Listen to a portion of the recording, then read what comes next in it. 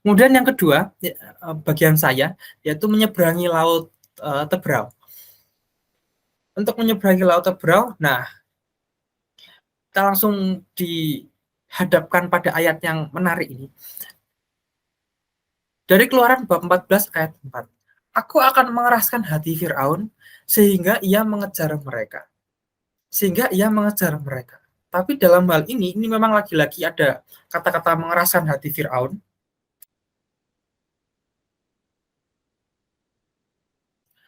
Di sini adalah kata-kata mengeraskan hati Firaun sehingga ia mengejar mereka. Tetapi sesungguhnya Allah itu tidak membuat Firaun keras kepala, tapi Allah itu ingin bahwa Firaun itu dengan seluruh kesadarannya, dengan kehendak bebasnya, Firaun itu memilih untuk keras kepala dan terus berdosa. Nah, kata di The Bible, ini arti moralnya, mereka yang menolak dalam menerima Allah dalam pertobatan itu akan terus-menerus berdosa. Jadi di ayat sebelumnya, panggilan sebagai kita sebagai manusia itu kan sebenarnya hanya menerima Allah dan mengikuti panggilannya. Lalu apa yang terjadi kalau kita tiba-tiba skeptis, tidak lagi taat, terus-menerus meragukan Tuhan, kita akan terus-menerus dalam pertobatan dan akan terus berdosa. Yang mereka menolak untuk menerima Allah dalam pertobatan, itu entah gimana akan terus-menerus berdosa. Nah, mengapa mereka terus-menerus dalam perbuatan dosa? Nah, itu hubungannya sebentar lagi. Nah, ini juga dari KGK 1864 bahwa kerasnya hati Firaun itu menjadi pelajaran dari mereka yang menolak Roh Kudus, itu tidak akan mendapatkan ampun selamanya. Karena Roh Kudus itu kan sumber dari belas kasih, bahkan Roh Kudus itu kan ada dalam hati nurani kita. Mungkin 3 atau 4 pertemuan JAS yang lalu, itu bagiannya saya juga, kita sebagai manusia itu kan punya banyak komponen ya. Selain dari daging, itu kan ada jiwanya. Dan jiwa itu kan roh. Dan jiwa itu kan roh. Roh Kudus itu bersemayam dalam hati nurani. Dan itu yang membentuk kita kok bisa punya dalam tanda kutip karisma, kok punya apa, nah itu kan dari Roh Kudus. Nah, kalau mereka tuh sudah menolak Roh Kudus, jadi mereka tuh hanya mengandalkan nafsu daging gitu kan. Dan mereka tidak mendapatkan ampun selamanya sebab yang akan mereka hadapi itu adalah sebuah kemusnahan abadi. Itu sudah menolak pengampunan dosa dan keselamatan yang ditawarkan. Dari KGK 1864. Selanjutnya di 14 ayat 17, tetapi sungguh aku akan mengeraskan hati orang Mesir sehingga mereka menyusul orang Israel dan seterusnya aku akan menyatakan kemuliaanku.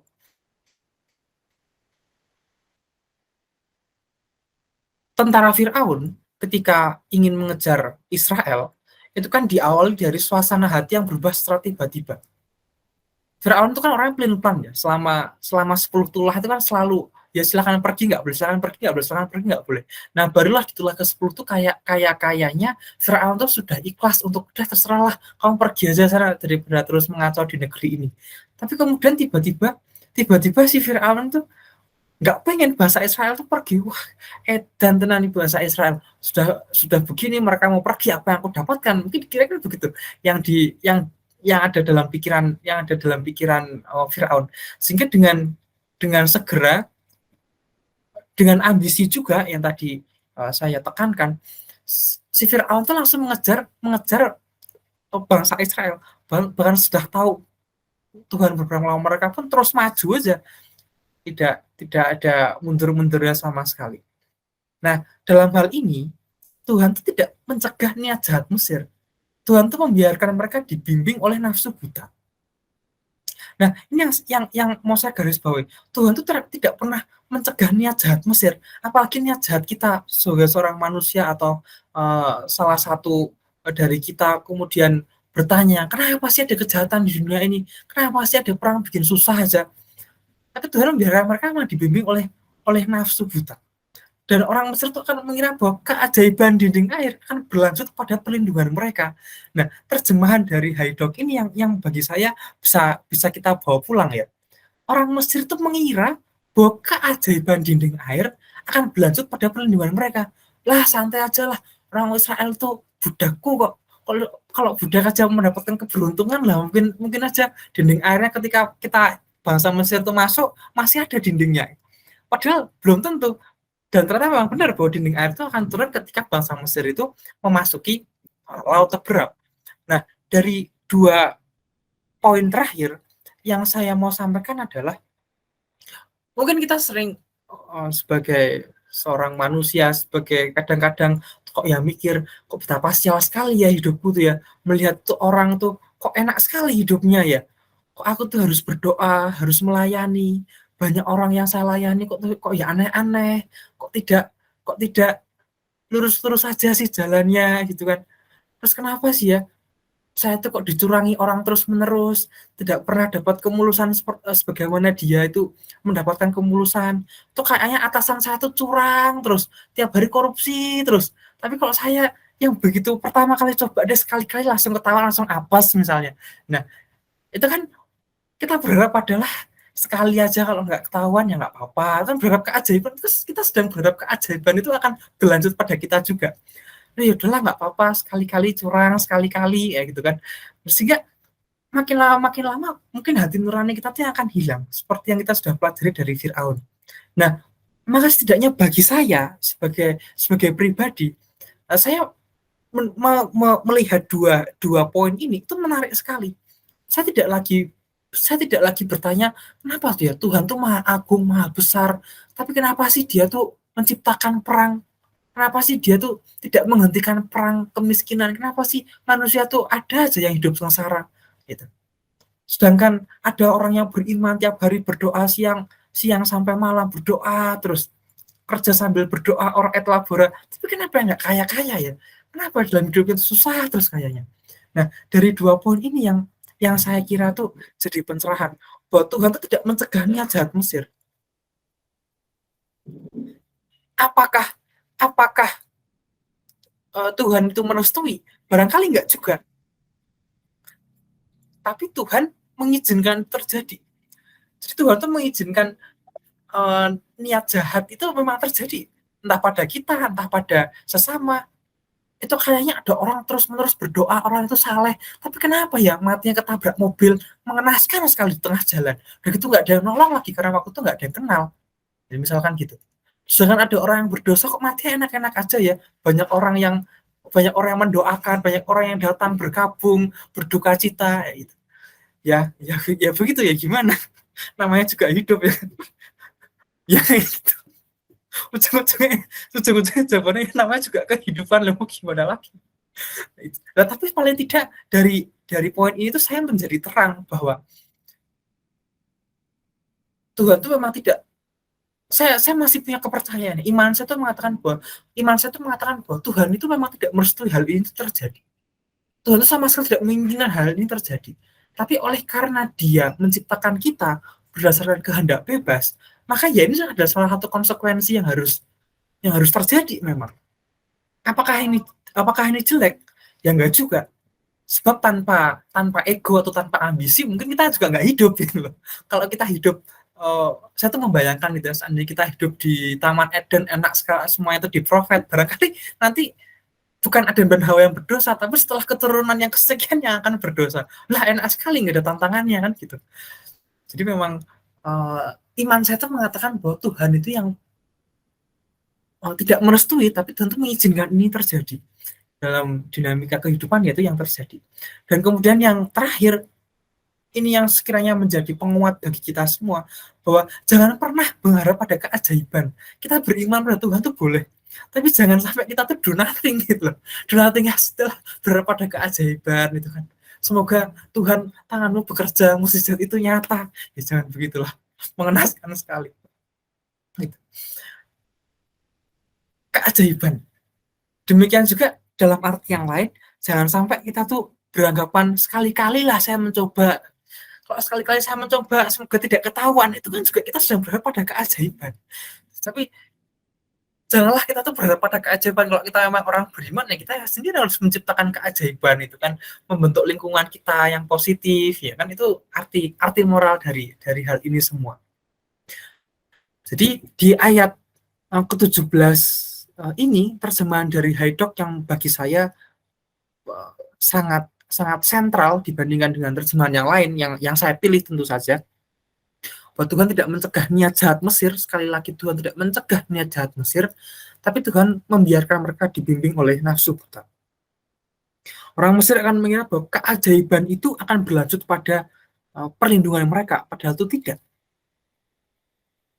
Dan selanjutnya, nah ini dia. Demikian di antara tiang itu berdiri tentara Mesir dan Israel. Awan itu menimbulkan kegelapan sehingga tidak satu pun yang dapat saling mendekati. Demikian juga terjemahan dari Gregorius sang teolog mengatakan bahwa awan gelap itu bagi Mesir, tapi awan itu menjadi terang bagi Israel. Demikian juga ini arti moral ya. Arti moral itu berujung pada kita juga, apa yang mau kita pelajari di sini. Kegelapan tubuh itu ditempatkan di antara Tuhan dan kita. Jadi Gregorius sang teolog itu mengandaikan begini, ketika Tuhan menciptakan manusia, itu kan kita ada daging, ada jiwa gitu ya, dan dalam jiwa itu ada roh. Nah, daging itu yang menurut Gregorius sang teolog itu ini tuh ada sisi kegelapan manusianya, yaitu nafsu daging itu ada sisi kegelapannya. Suatu ketika tuh kalau tidak diolah tuh bisa saja kita menjadi orang gelap gitu ya, menjadi orang yang hidup dalam kegelapan itu sendiri. Nah, kegelapan itu ada di tempatnya sendiri dan itu terletak pada kebodohan kita. Dan itu adalah kebodohan kita. Nah, kebodohan manusia itu apa? Kebodohan manusia tuh ya seperti tadi, kalau kita belajar dari orang Mesir, kenaifan orang Mesir ini adalah bagian dari kebodohan.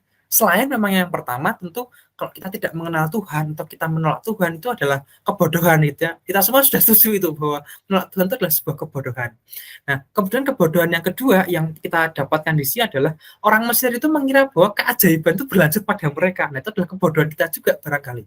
Keajaiban itu kita berharap keajaiban itu akan terjadi pada kita. Nah, kalimat terakhirnya yang menjadi resolusi penting. Sangat sedikit orang yang menyadari dan bisa melaluinya. Nah, maka bersyukurlah. Maka bagi saya bersyukurlah kalau kita itu ketahuan korupsi sekali, langsung ketahuan. Lah untung. Berarti Tuhan itu masih menyadarkan kita dari kebodohan gitu loh. Berarti kegelapan kita masih dikendalikan oleh Tuhan. Tidak terkendali oleh seperti Firaun tadi. Jadi kalau kita kena apes tuh, kalau sekarang saya kayak begitu, ya sudahlah, ikhlaskan saja, mau gimana lagi, kalau memang bukan rezekinya ya sudah. Apalagi ketika kita sudah dalam lingkungan pekerjaan gitu ya. Demikian juga saya, lingkungan pekerjaan itu kan istilahnya ada ya pasti adalah sebuah persaingan. Kok tuh orang kayak nggak ngapa-ngapain tapi kok ya kayaknya lebih daripada saya. Kok saya kok harus bekerja sampai malam tuh orang kok cuman jam 6 bisa pulang. Nah, itu kan pasti kan ada juga seperti itu. Itu adalah kebodohan kita manusia. Tapi sangat sedikit orang yang menyadari dan melaluinya. Nah, melalui komunitas, melalui ini, sepertinya saya juga sedikit demi sedikit disadarkan dan juga dapat melaluinya. Maka bersyukurlah kalau ada orang yang terus-menerus mengingatkan kita untuk berdoa tiap hari, baca kitab suci, kan. Malahan itu harusnya prihatin. Kalau ada orang itu, kamu pernah nggak sih baca kitab suci? Nggak ada yang ngingetin kok, nggak ada tuntutan apa-apa. Nah, itu yang harusnya kita prihatin. Kalau ada orang yang peduli bagi kita, ayo baca kitab suci, doa tiap hari, jangan malas-malas. Nah, itu kan itu adalah bagian bahwa sangat sedikit loh orang yang bisa menyadari kebodohan dan dapat melaluinya. Itu Gregorius sang teolog itu mengatakan demikian. Oke, selanjutnya. Nah, lalu Musa mengulurkan tangannya ke atas laut, dan semalaman Tuhan menguakkan air laut dan perantaraan angin timur yang keras, membuka laut itu menjadi tanah yang kering. Bangsa Israel itu kan telah menyeberangi laut, dan Musa itu melakukannya dengan cara berdoa sebagai hamba. Musa itu melakukan dengan cara berdoa sebagai hamba, benar-benar sebagai hamba. Itu juga yang patut kita tiru ya. Tapi ini Paulinus dari Nola tuh punya quote demikian. Bangsa Israel itu kan memenangkan itu ya, memenangkan peperangan di laut kan tanpa senjata. Kalau kita bilang do nothing, iya, dalam artian mereka tidak berperang secara langsung, tapi mereka menyeberangi laut aja. Itu kan, ya itu do something, tapi menyeberangi laut aja. Jalannya sudah disiapkan oleh Tuhan gitu ya. Nah, Nah inilah yang mau dikatakan Paulinus dari Nola. Ini bagus sekali nih. Senjata itu selalu membutuhkan iman.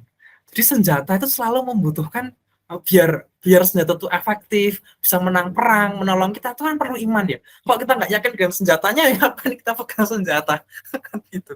Lebih baik ganti senjata aja. Nah tapi iman itu tidak perlu senjata. Nah ini iman itu tidak perlu senjata. Dan yang menjadi senjata orang beriman adalah firman Tuhan yang menjadi senjata orang beriman. Saya sudah nggak tahu kenapa Paulus dari Nol itu mengatakan demikian.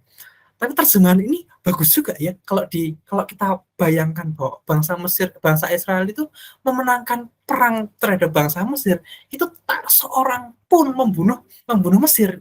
Tak seorang pun bangsa Israel itu membunuh bangsa Mesir. Mereka memenangkan peperangan, tapi juga tidak mengalahkan dalam arti harafiah saya mengalahkan kamu gitu. Nah, itulah kemenangan bagi satu kemenangan mutlak itu ketika kita bisa menang tanpa mengalahkan. Bahasa Jawanya tuh menang tanpa ngasorake. Itu filosofi ya. Bahwa kita tuh tidak perlu mengalahkan setiap lawan-lawan kita. Tapi kita perlu iman aja, yang penting yakin kita tahu tujuannya kan gitu. Senjata itu selalu membutuhkan iman, tapi iman tidak perlu senjata. Dan firman Tuhan yang menjadi senjata orang beriman. Oh, bagus sekali.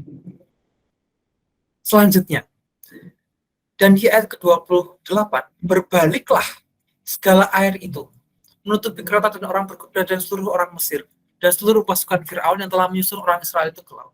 Dan seorang pun tidak ada yang tinggal dari mereka. Dalam hal ini kita bisa katakan dari Haidok bahwa bangsa Mesir itu telah hancur oleh karena dosa pemimpinnya. Di awal tadi saya juga katakan dan tekankan juga bahwa awan itu simbol ketenangan, janganlah kita terlalu berambisi. Dan kita bisa melihat bahwa Firaun itu terlalu berambisi untuk mengejar bangsa Israel. Sehingga kalau pemimpin seperti Firaun ini ada dalam kehidupan kita, atau bahkan dia menjadi pemimpin komunitas kita, nah kita sebagai anggotanya pun wajib hati-hati. Jangan-jangan sekomunitas itu akan hancur itu, dalam tanda kutip. Sebagaimana bangsa Mesir itu telah hancur oleh karena dosa pemimpinnya. Dosa pemimpin di hadapan Tuhan. Firaun sendiri yang berdosa, dia salah membuat keputusan, seluruh bangsa akan hancur. Nah ini kemudian arti yang lain ada makna metaforanya ya. Bangsa Israel telah lama di gurun sebagai simbol kekeringan moral dan iman. Dan kekeringan moral dan iman itulah yang mereka gunakan, mereka tunjukkan secara nyata ketika setiap kesulitan itu memberi mereka kesempatan untuk mencela maksud Tuhan. Nah lagi-lagi bukan itu yang terjadi dengan kita. Kalau kita berharap pada keajaiban, lah Tuhan, kok bisa sih kamu memberikan aku kesalahan terus-menerus? Dia nggak pernah berdoa, sedangkan aku terus memberikan sedekah, terus berderma, terus berdoa siang malam, berdoa rosario. Tapi kenapa kok bercobaan bahkan aku begitu besar? Lah, jangan-jangan kalau kita berlaku demikian, jangan-jangan kita juga mengalami kekeringan moral dan iman. Dan setiap kesulitan memberi mereka kesempatan untuk mencela maksud Tuhan. Nah, jangan sampai itu ya. Jangan sampai kita tuh sampai pada tahap jangan-jangan Tuhan inilah itu sudah berburuk sangka. Jadi Haidok itu memaknai bahwa bangsa Israel yang telah lama berada di gurun itu sebagai simbol kekeringan moral dan iman.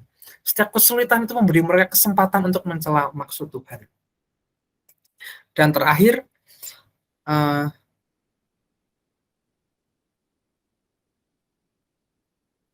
ini ada yang 14 ayat 22. Jadi dua terakhir. Demikianlah orang Israel berjalan dari tengah-tengah laut di tempat kering, sedangkan di kiri dan di kanan mereka air itu sebagai tembok bagi mereka. Ini sedikit saja Agustinus dari Hippo mengatakan bahwa keselamatan bangsa Israel inilah yang kita dapatkan melalui pembaptisan. Allah membersihkan dan membasuh dosa-dosa orang Israel. Sebagaimana pembaptisan itu kan dihapuskan dari dosa-dosa asal, dihapuskan dari dosa-dosa yang membelenggu kita.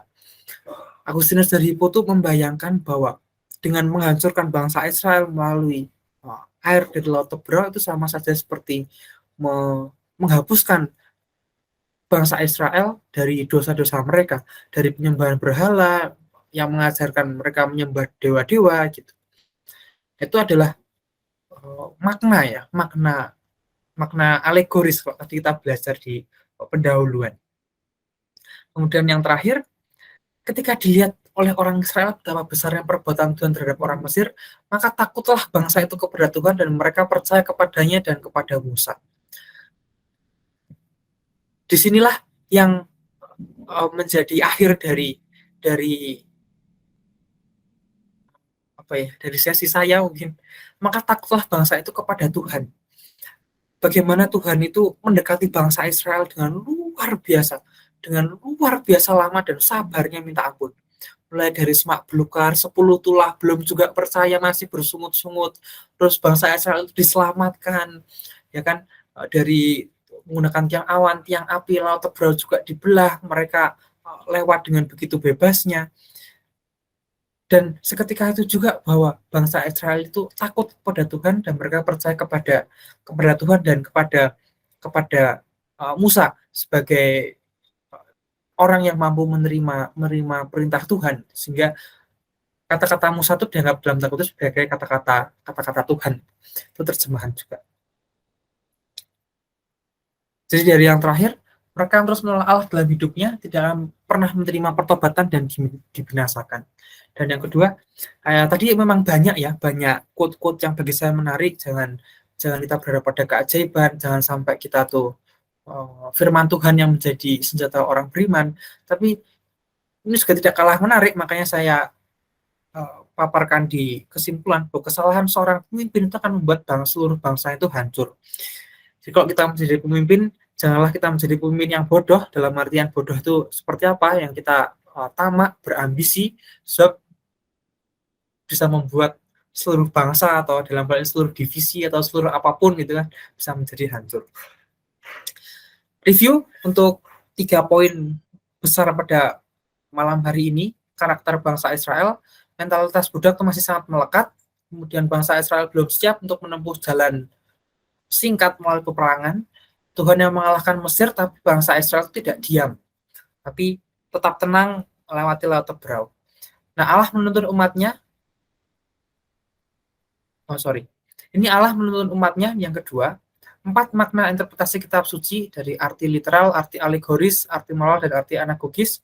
Manusia mampu mengenal Tuhan dengan akal budi, dengan menampakkan diri sebagai simbol perjumpaan. Dan panggilan manusia adalah untuk menerima Tuhan dan melaksanakan perintahnya. Dan yang ketiga, menyeberang laut Tebrau, mereka yang terus menolak Allah dalam hidupnya, tidak akan menerima pertobatan dan dibinasakan. Kesalahan seorang pemimpin itu akan membuat seluruh bangsanya hancur. Ya, sepertinya hanya itu saja yang kita bahas pada malam hari ini. Akhirnya selesai juga. Apakah masih ada 4 menit? Apakah ada pertanyaan, kesaksian, tambahan? Barangkali ada hal-hal yang saya dan Kak Bertus perlu pelajari lagi. Silahkan Ibu Bapak. Ya, saya ingin tambahin sedikit. Silahkan. Tadi bagus banget ya tentang mentalitas budak itu, transformasi mentalitas budak dari bangsa Israel sampai dibimbing sama Tuhan jadi mentalitas yang berani berperang ke bangsa-bangsa untuk mendapatkan tanah Kanaan. Dari situ saya bisa menarik kesimpulan kalau mentalitas pemenang, mentalitas berani itu bukan diberikan, tapi diperoleh gitu. Jadi emang perlu proses untuk mencapai itu. Makanya ya ini ditunjukkan di kitab di Injil sekarang itu, kalau di mana Tuhan itu membimbing umat Israel gitu untuk mencapai tanah Kanaan itu dengan mentalitas yang semakin kuat gitu. Jadi nggak dari awal dikasih mentalitas langsung berperang. Emang mentalitas itu nggak bisa diberikan, tapi emang harus diperoleh. Gitu sih. Ya, betul sih memang. Transformasi mentality itu ya. Apalagi sebuah mindset itu yang perlu perjalanan panjang. Berkali-kali yang saya pelajari dari perjalanan bangsa Israel itu mungkin dari Mesir ke tanah terjadi itu butuh waktu berapa hari gitu ya, 40 hari atau berapa hari itu hitungannya hari doang kan. Nah tapi karena Tuhan tuh menyiapkan mentalitinya itu perlu 40 tahun. Itu bukan semata-mata itu kan rombongan besar berjalan, kemudian kalau ada satu yang berhalangan pasti ditungguin, tapi saya rasa bukan itu ya. Uh, dalam sisi lain Mas Kris memberikan penerangan juga bahwa itu adalah sebuah transformasi mentality yang nggak gampang, perlu 40 tahun bangsa bangsa Israel itu diubah mentalitinya, dan mungkin setelah itu pun juga masih masih gitu lagi. Jadi ya itu sebuah ajaran moral juga bagi kita yang baik. Terima kasih Mas Kris. Transformasi apa atau mindset apa mental transformasi mental, bagus sekali loh kata-katanya. Thank you Mas Kris. Ada lagi teman-teman yang lain? Wah Kak Yus nih, tunggu belum. Silakan Kak Yus. Aduh, iya ya. Tapi aku pikir ya kalau soal mentality ini, aku pikir gini, setiap kita pengikut Kristus, dimanapun level kita, mau kita ikut pelayanan atau enggak, ikut komunitas apa enggak, pokoknya yang labelnya kita udah dibaptis, itu mau nggak mau memang harus diubah oleh Tuhan gitu. Jadi, em, enggak, dan cara mengubahnya yaitu memang harus melalui proses yang berat ya. 40 tahun Mesir masih mending. 40 tahun kan ya. 40 tahun dan akhirnya mereka masuk ke Kanaan, dan masuk Kanaan pun bukan selesai perkara, ya udah selesai deh, semua perkara udah selesai nih penderitaan kita ya. Enggak, masih terus berperang. Artinya untuk mengubahkan kita, karakter kita yang lama yang dulunya budak menjadi seorang pemenang, itu nggak mudah sama sekali gitu, sama sekali itu nggak mudah. Apalagi yang udah terbiasa lahir besar jadi budak gitu di Mesir gitu ya, untuk jadi seorang yang bebas dan bergantung sama Tuhan itu, wah itu nggak mudah sama sekali gitu. Eh, dan mau nggak mau setiap kita yang ngaku-ngakunya apa pengikut Kristus gitu ya, bahkan aku rasa nggak pengikut Kristus lah, semua yang percaya sama Tuhan pasti mereka melewati proses-proses yang nggak mudah eh, di jalan-jalan hidup mereka gitu ya. Apa apa yang masih yang, wah ini orang nih tipenya masih tipe yang malas-malasan. Nih orang nih tipenya yang masih apa, takut takut kelaparan. Nih orang yang masih banyak lah ya zona-zona, maksudnya di tiap-tiap pribadi kita yang memang harus dibentuk terus sama Tuhan. Dan pembentukan itu aku rasa nggak ada selesai-selesainya sampai ya kita udah selesai di bumi ini gitu. Eee, itu terus dan terus gitu, bahkan sampai apa, sampai kakek nenek pun ya, bahkan udah jompo sekalipun, proses itu masih terus gitu. Dan itu yang aku lihat gitu ya di orang-orang percaya yang sekarang udah senior-senior gitu ya.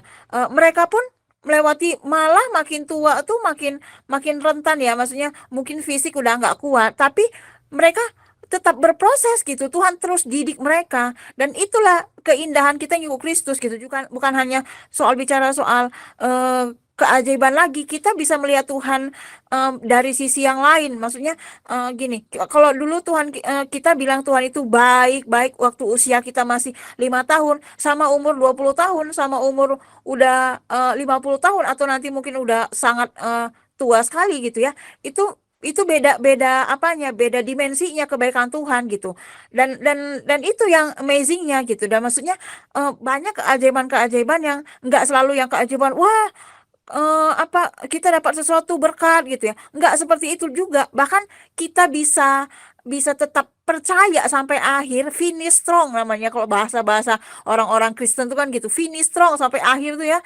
Wah, itu memang pencapaian kita gitu. Walau kita dalam kondisi sakit, mungkin kena hawa dingin pun kita nggak kuat, mungkin mungkin banyak alergi juga yang kita, tapi kita tetap percaya sama Tuhan, tetap setia sampai akhir, iman kita tidak goyang nih ya, nggak menghujat Tuhan, nggak sampai kenapa ya aku nih udah ikut Tuhan kok ya aku umur segini belum nikah, kenapa ya.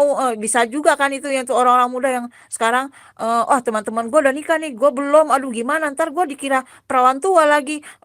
Hal-hal itu akan masuk, belum lagi tekanan kiri kanan ya, orang tua atau siapapun. Nah orang yang udah nikah juga beda lagi, ininya, loh kok belum punya anak, kok belum apa dan segala macam, itu tuh nggak akan berhenti kan, dan itu yang membuat iman kita goyah. Nah di sisi mana kita nih lemahnya gitu loh, mungkin nih orang nggak akan goyang nih kok di sisi finansial gitu ya, mungkin di sisi lain dia goyang, mungkin di sisi yang lain dia lemah gitu ya. Nah di situ Tuhan proses kita terus sampai kita benar-benar menang, dari proses itu baru kita beranjak ke level baru dengan banyak pengalaman-pengalaman baru.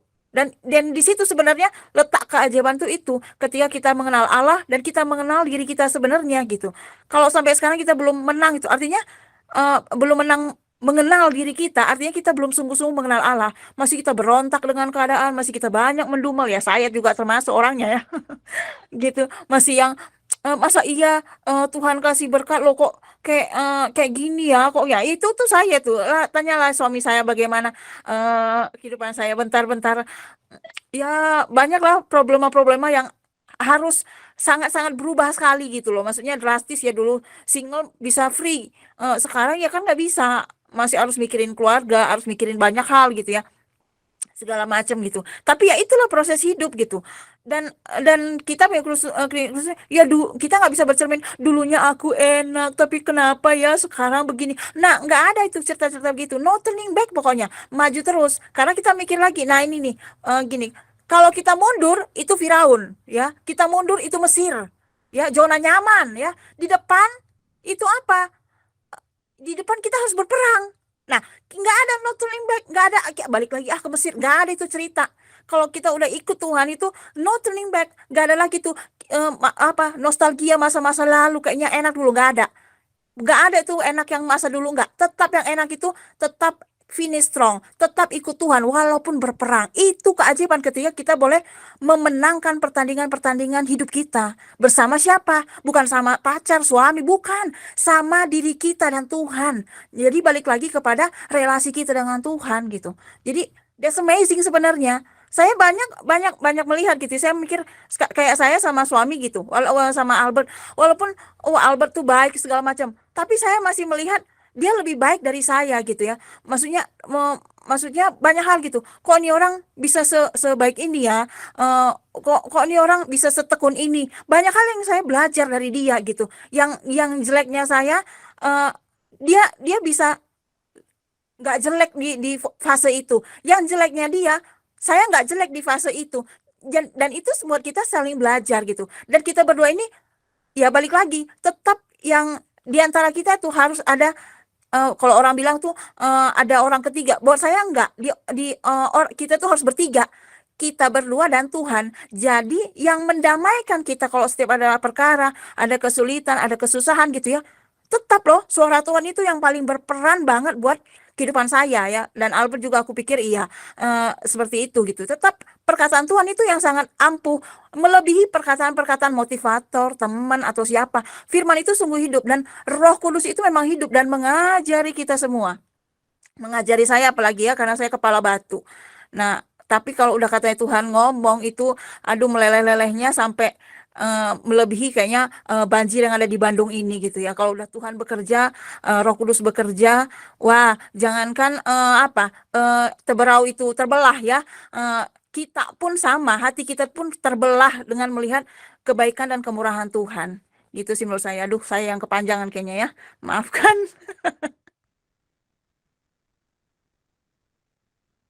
Oke, terima kasih Kak Yus untuk peneguhannya. Saya pikir cukup ya untuk malam hari ini, sudah jam 9. Kemudian dukung kita, ada PDF materi Just Hope, di situ ada YouTube rekamannya juga, ada Instagram @house.of.praise. Pengumuman setiap Selasa ada Rosario online, Sabtu 15 Oktober itu Miracle Room offline di rumah-rumah, Kamis 20 Oktober persekutuan doa online, Kamis 27 Oktober, Jazz online itu keluaran. Jadi kita melanjutkan bab 15 ayat 22 sampai bab 16 ayat 36. Oke, kita tutup pertemuan pada malam hari ini dengan berdoa.